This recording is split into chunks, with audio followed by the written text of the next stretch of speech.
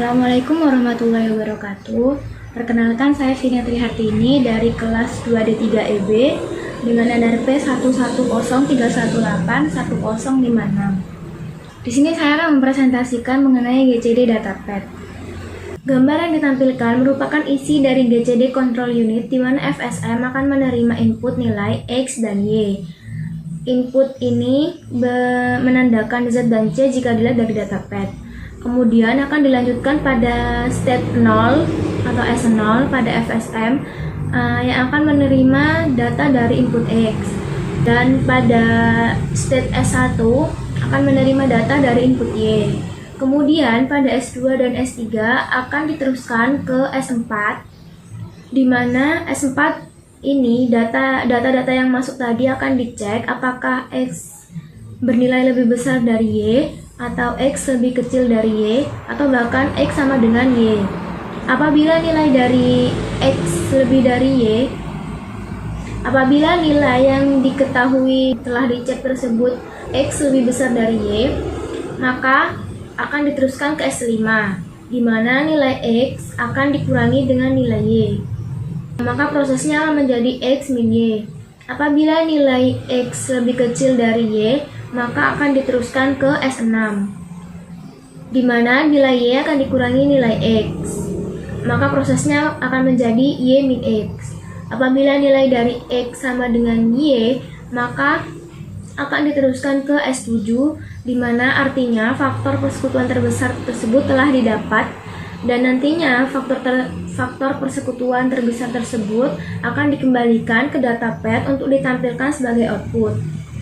Jika proses ini tidak menghasilkan nilai FPB, maka proses ini akan terus berulang hingga menghasilkan nilai FPB dari proses tersebut.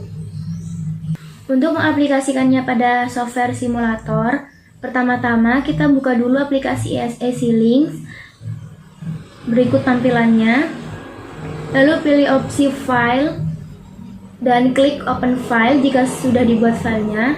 Jika belum ada file yang tersimpan untuk GCD Datapad ini, maka kita harus membuatnya terlebih dahulu. Untuk membuatnya sangat gampang, kita bisa memilih opsi New File, lalu atur nama dan lokasi filenya untuk disimpan. Saya memilih tempat D untuk menyimpan filenya, lalu kita klik Next hingga Finish. Lalu bisa klik kanan pada opsi tersebut dan pilih New Source, lalu pilih opsi VHDL modul, lalu beri nama sesuai keinginan Anda. Maka akan tampil tampilan seperti berikut. Ini merupakan window task yang bisa diisi dengan program-program untuk khusus file modul. Di sini ada entity, ada arsitektur, yang nantinya bisa digunakan untuk menampilkan hasil simulator. Di sini juga terlihat ada bentuk view yang mana ada pilihannya implementation dan simulation. Maka pastikan untuk memilih simulasi. Lalu klik kanan lagi seperti tanda awal, lalu kita pilih VHDL test bench dan beri nama sesuai keinginan.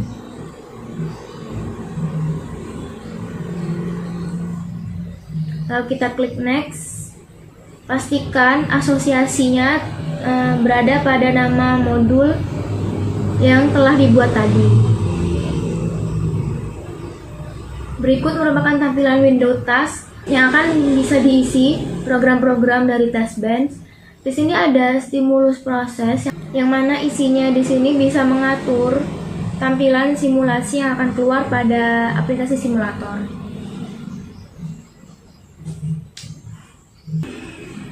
Karena kita di sini sudah memiliki program yang sudah dimasukkan dan sudah dibuat filenya, maka kita bisa pilih opsi Open.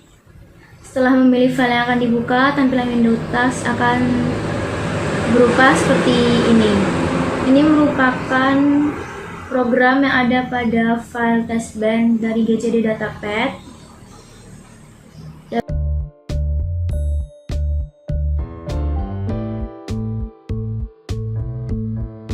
Dan ini merupakan tampilan program dari file modul GCD Datapad. Di sini terdapat komponen multiplexor, komponen komparator, komponen subtraktor, dan ada komponen register-register yang akan digunakan untuk menyimpan data-data sementara. Ada komponen FSM controller, dan selanjutnya ada komponen dari GCD Datapad itu sendiri. Lalu kita pastikan opsi view di sini kita berada pada opsi simulation, karena jika bukan pada simulation maka nanti tidak akan muncul hasil simulatornya. Pastikan kita mengklik TB GCD, yaitu file testbench dari GCD Datapad, lalu mengecek sintaksnya dengan cara mengeklik behavioral check syntax, dan berikutnya klik run. Ini berfungsi untuk mengecek sintaks pada program apakah ada error atau tidak, sehingga pada saat simulasi berjalan nanti tidak akan ada error lagi. Lalu jika setelah selesai ditandai dengan ikon centang biru seperti pada gambar. Dua-duanya dicek ya, pada file modul maupun file testbench. Pada bagian ini kita bisa mengecek implementation report dan synthesis report. Bisa dilihat di bagian design summary berikut. Untuk mengecek synthesis report kita bisa klik di bagian detailed report, lalu pilih synthesis report. Tampilan di samping ini merupakan informasi setelah program kita disynthesize. Pada synthesis report ini kita bisa melihat rincian waktu yang digunakan, jumlah warning dan error yang terjadi, serta jumlah bit komparator yang digunakan. Banyak informasi yang didapat dari synthesis report ini. Di sini dapat dilihat bahwa jumlah warning yang terjadi adalah 6 dan 0 error. Jika dilihat di awal tadi sudah ada keterangan warningnya apa saja. Lalu kita pilih map report.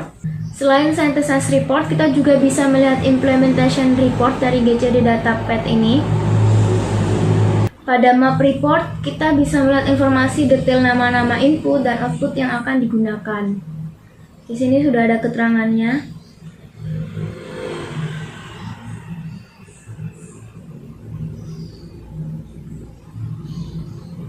Seperti ada clock yang menampilkan bahwa itu input dan lain sebagainya. Lalu kita bisa memilih opsi place and route report, di mana di sini kita bisa melihat hasil implementation reportnya dari GCD Datapad ini, yang merupakan jumlah bit input dan output yang digunakan. Di sini ada external input dan internal input yang jumlahnya 11.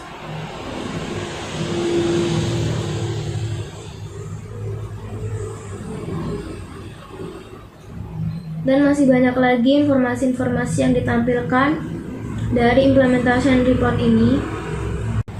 Jika sudah selesai dan tidak ada error pada file keduanya setelah dicek sintaks tadi, sebelum kita mengecek implementation dan sintaks report, maka kita bisa lanjut untuk merunning program testbench dengan cara memilih opsi simulate behavioral mode, lalu klik run. Pastikan untuk memilih file testbench GCD Datapad.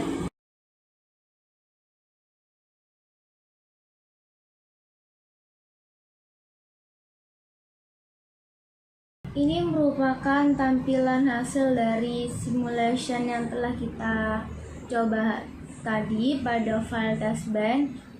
Biasanya hasil ini tuh akan keluar lebih lama jika baru pertama kali mencobanya. Ini merupakan tampilan awal, jadi sinyalnya hanya lurus-lurus seperti ini, tapi sebenarnya ini tidak hanya sekedar sinyal garis-garis seperti ini. Maka kita bisa zoom lagi, zoom to full view. Nah, maka akan terlihat sinyalnya. Untuk melihat nilai data-data yang keluar, kita bisa klik zoom yang ini, zoom in. Klik dulu, maka sudah terlihat. karena di sini hanya ada biner 00110 0010 yang mungkin kita butuh waktu lama untuk mencernanya, maka kita bisa mengubah radix dari sinyal ini, yaitu diubah ke heksadesimal untuk input X, input Y mengubahnya menjadi unsigned desimal. Sedangkan untuk data outputnya, radixnya diubah menjadi signed desimal. Ini dapat dilihat bahwa saat X atau data input bernilai C, dan bila diubah menjadi nilai heksadesimal, maka C ini sama dengan 12, dan data input Y bernilai 2. Jika dicari faktornya antara C dan 2, maka akan muncul nilai 2 sebagai FPB, yaitu satuan terbesar yang didapat dari C dan 2 ini adalah 2. Sedangkan untuk data F, input X sama dengan F, yang mana F ini bila diheksadesimalkan merupakan bernilai 15, dan input data Y adalah 5, maka akan didapat hasil FPB-nya yaitu sebesar 5. Dan jika input data X adalah F dan input data Y adalah 9, maka akan didapat faktor persekutuan terbesarnya yaitu adalah 3. Dapat dikatakan simulasi ini berhasil karena menghasilkan output yang sesuai dengan perhitungan sesuai FPB. Penjelasan mengenai hasil sinyal output tadi. Nah, di sini diketahui saat C bernilai 12, yaitu C ini adalah nilai input X, dan input Y bernilai 2, dan 2 ini memiliki faktor 1 dan 2. Maka faktor persekutuan terbesarnya adalah 2, maka didapat FPB-nya adalah 2. Sedangkan F sama dengan 15, dengan faktor 1, 3, 5, 15, dan 5 memiliki faktor 1 dan 5. Jadi didapat faktor persekutuan terbesarnya adalah 5. Sedangkan saat F sama dengan 15 dan 9, maka 1, 3, 15 punya 15, 9 punya 1, 3, 9, maka FPB-nya adalah 3. Hasil ini sama, sesuai dengan simulasi yang tadi telah dilakukan menggunakan aplikasi ISSC-Link. Data outputnya juga sesuai dengan perhitungan FPB.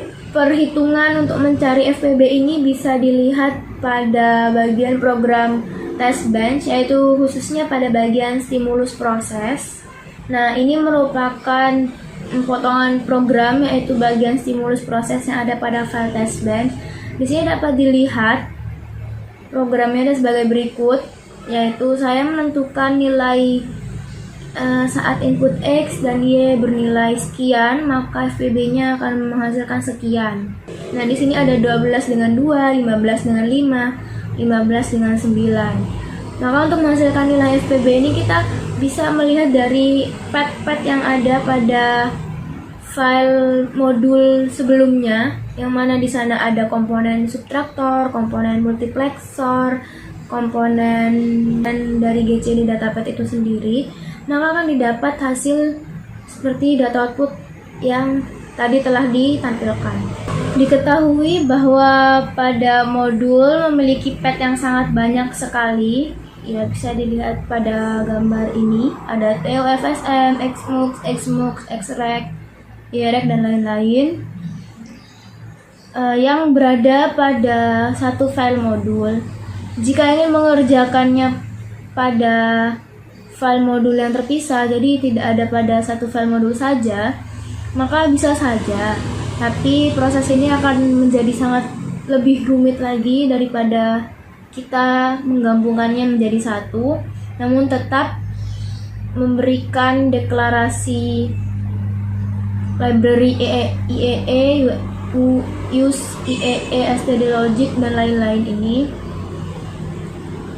Sebenarnya jika hanya ingin mencari nilai FPB dari GCD Datapad ini menggunakan FSM itu tidak perlu menggunakan yang serumit ini, karena cara ini tuh merupakan cara yang digunakan untuk mencari hasil akhir dengan proses yang lebih kompleks.